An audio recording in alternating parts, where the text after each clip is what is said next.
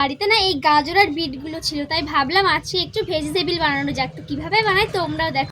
তো সেই মতো আমি আমার ছোট্ট রান্নাঘরে চলে এসেছি ভেজিটেবিল বানাতে। তো আমি এদিকে বিটগুলোকে ছাড়িয়ে নিয়েছি, বিট আর গাজরটাকে ছাড়িয়ে নেওয়ার পরে এবার আমি এটাকে জল দিয়ে ধুয়ে নেব। তো ধোয়ার পরে এগুলো আমি কুড়তে বসে গেছি। আমি বিট আর গাজরটাকে কুড়ে নেব। আর তারপরে আমি আগে থেকে আলু সিদ্ধ করে রেখে দিয়েছিলাম, তো সেই আলুটা খোসাটা আমি ছাড়িয়ে নেব। এখানে আমি 3টে আলু নিয়েছিলাম, বেশ মাঝারি সাইজের।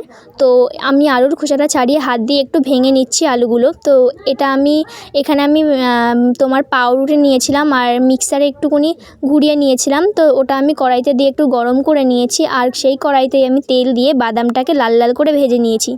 আর তারপরে ওটা তোলার পরে আমি 5 ফোড়ন দিয়ে দিয়েছিলাম, আর আদা বাটা দিয়েছিলাম, আর একটুখানি রসুন দিয়েছিলাম। তো ওটা আমার একটু ভাজা ভাজা হয়ে গেলে আমি তোমার আগে থেকে যে বিট আর গাজরটা কুড়ে রেখে দিয়েছিলাম ওটাও দিয়ে দিয়েছি। তো তারপর এখানে আমি স্বাদ মতো লবণ দিয়েছিলাম, আর হলুদ আর জিরের গুঁড়ো আর ধনের গুঁড়ো, আর আমি বেশি মশলা দিইনি, খুব হালকা মশলা দিয়েছি। তো এটা আমার হতে হতে তারপরে আমি যে আগে থেকে যেই বাদামটা ভেজে রেখে দিয়েছিলাম তো ওটাও আমি দিয়ে দেব। তো তারপরে আমি বাদামটা দিয়ে তারপরে আমি যে আলুটা ভেঙে রেখে দিয়েছিলাম হাত দিয়ে, তো ওই আলুটাও আমি দিয়ে দেব।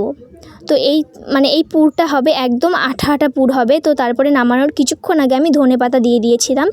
তো এবার এটা আমি ভালো করে রান্না করে নেব সুন্দর করে। তো এটা আমার আঠা আঠা হয়ে গেছে। এবার আমি এটাকে নামিয়ে নেব।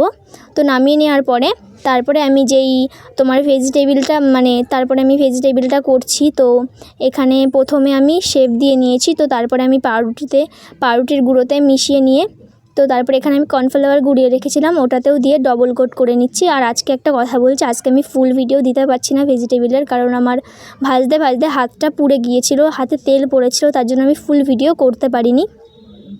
তো সেই মতো আমি কড়াইতে তেল দিয়ে দিয়েছি, আর তেল দেওয়ার পরে আমি ভাজতে ভাজতে এইটুকুনি ভিডিও আর নেই।